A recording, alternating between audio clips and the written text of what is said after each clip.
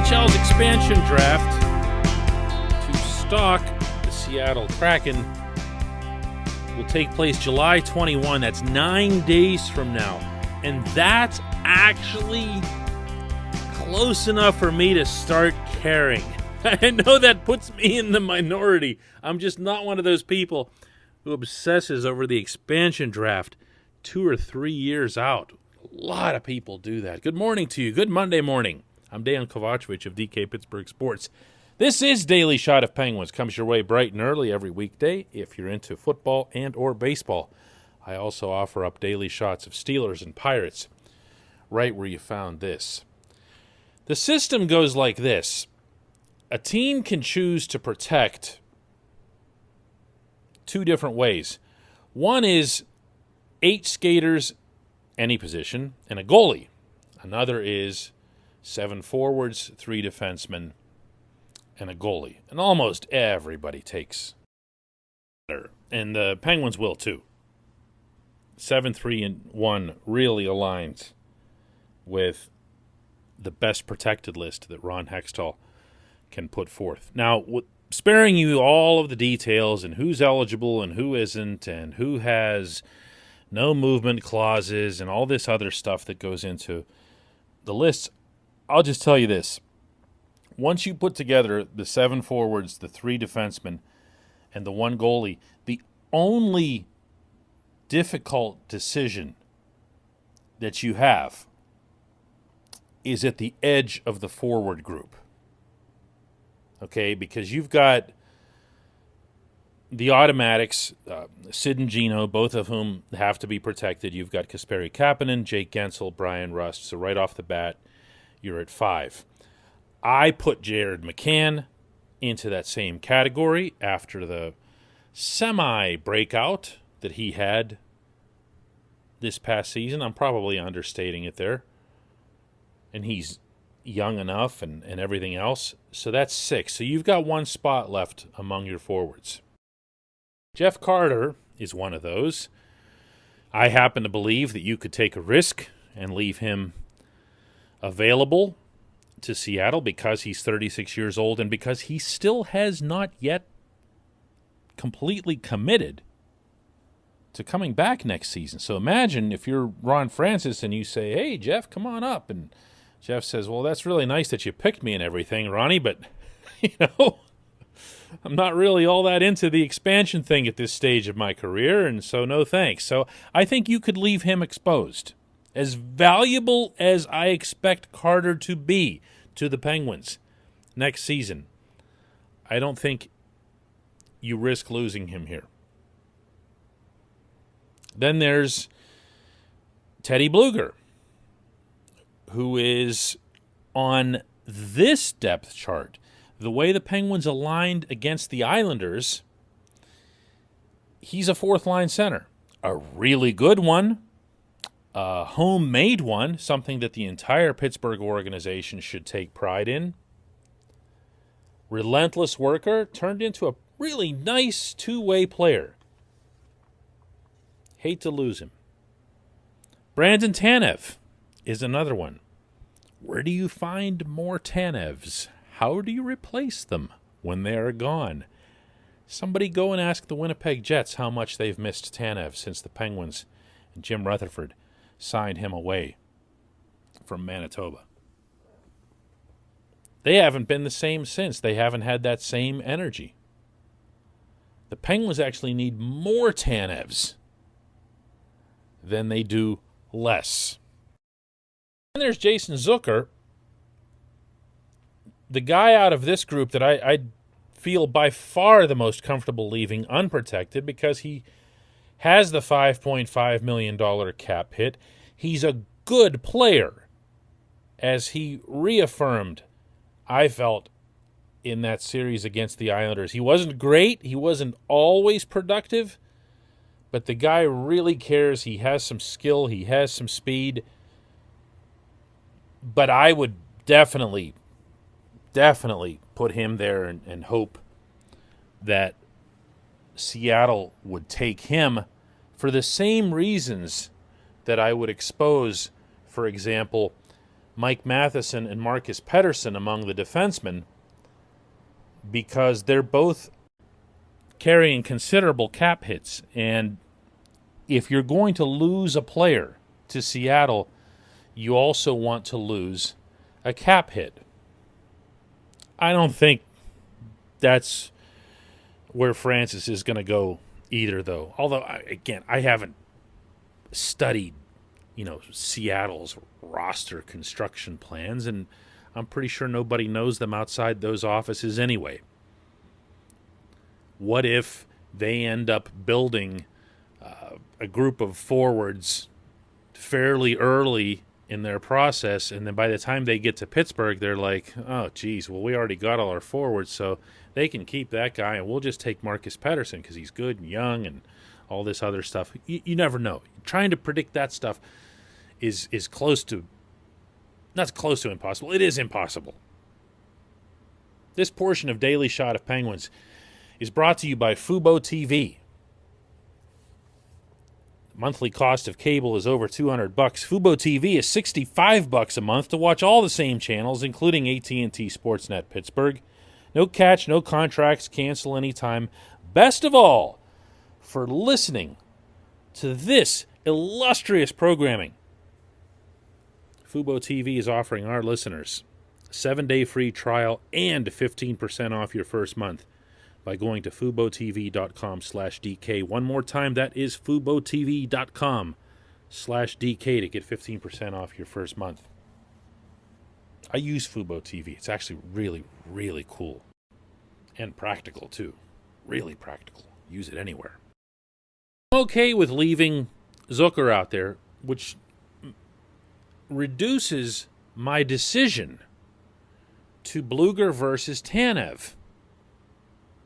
And I'm sure there are compelling arguments, including within advanced analytics, that one can make for Blueger. He does do a lot of things extremely well. But he's not Tanev. There are not other Tanevs. There are other high-energy, high-octane, turbo type, I guess you could call them, players around the league. But the Penguins don't have enough of them. They're looking for, according to both Hextall and Brian Burke, more of that snarl and fire and whatever else, in addition to ensuring that the player is productive. Tanev is surprisingly productive, including in big games. He kills penalties. He's all over the rink. He can slide up to your top six on occasion. Like you've seen Mike Sullivan do that when he just feels like he needs to get his stars going, so he just throws Tanev out there just to make things seem weird for a little bit. But it works more often than not. Not in the long term, but as a short-term jolt, it's there. You can't let Tanev go. You can't. So what you have to do in this case is leave Blueger exposed. And Blueger probably is the guy that Ronnie will take. Not just because Ronnie was a stupendous Hall of Fame two-way center himself. Blueger's the kind of guy you can graft onto your team and begin to build it around him. Not that he'd be some kind of centerpiece or whatever, but you can do that. And you can let him go knowing that you have Radim Zohorna here. Zohorna will not be the same player Blueger is. They really aren't very similar. But when you're talking about fourth-line centers, and that is what you're talking about if Jeff Carter stays as the third-line center, then you really can't be all that concerned about it. If you can get through an expansion draft by losing your fourth-line center and not engaging in any of these other side deals. You remember the one where Rutherford sent to George McPhee in Vegas a second-round picks that he promised not to take Rust, when in fact McPhee had absolutely no intention of taking anyone other than Marc-Andre Fleury? Stay away from that stuff. Stay away from it. Let them have Teddy. Let them have Teddy or Marcus Pettersson or however works out. But don't be messing around with any of the other goofy stuff. There, expansion draft. I talked about it. I did it. I'll probably do it again like on the day that it actually happens. When we come back, just one question.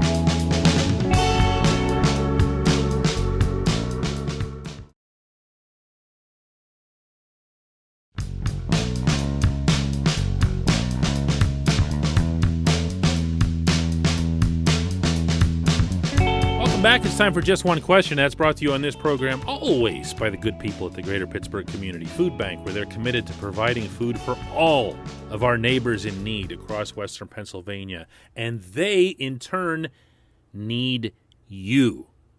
Go to pittsburghfoodbank.org to find out how $1 from you is all it takes for these people to produce 5 full meals. $1 equals 5 meals. pittsburghfoodbank.org. Dan Brillman has today's question. He asks, is there any chance that Hextall feels confident enough in Casey DeSmith to not get a veteran goalie before next spring?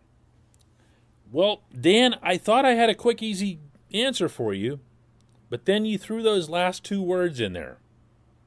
Next spring.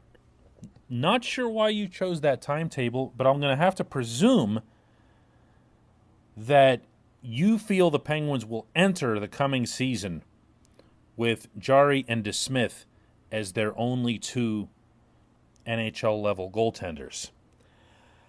I don't know about that. I